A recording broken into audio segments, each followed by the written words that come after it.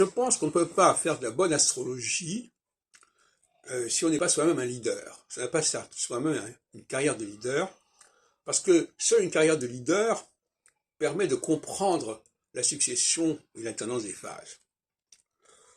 Et ce qui peut faire passer une phase de la solstitialité à l'équinoxialité, c'est quand les leaders perdent confiance en eux-mêmes, perdent une partie de leur sûreté, de leur certitude.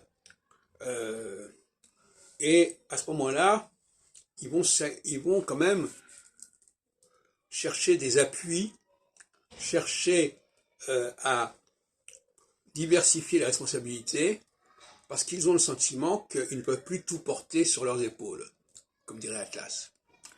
Alors, un leader qui sent qu'il n'a plus la stature, la puissance nécessaire pour faire un certain nombre de choses, pour dire un certain nombre de choses, pour assumer un certain nombre de choses, eh bien, c'est le signe qu'on est en train de passer une phase solstitiale, une phase équinoxiale.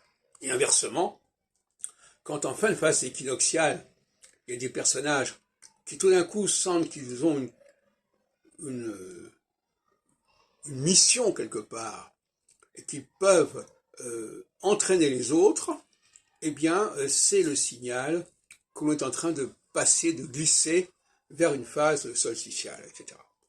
Alors, vous pouvez le vérifier de manière ou d'une autre. C'est pour ça que l'astrologie, c'est avant tout l'histoire, la science du leader, mais en même temps, si c'est la science du leader, ça impacte ceux qui ne sont pas des leaders. Pourquoi? Pas parce que quand un leader est en phase équinoxiale, eh bien, il n'est plus au top de ses capacités, et donc des personnages plus mineurs, moins significatifs, peuvent prendre leur revanche.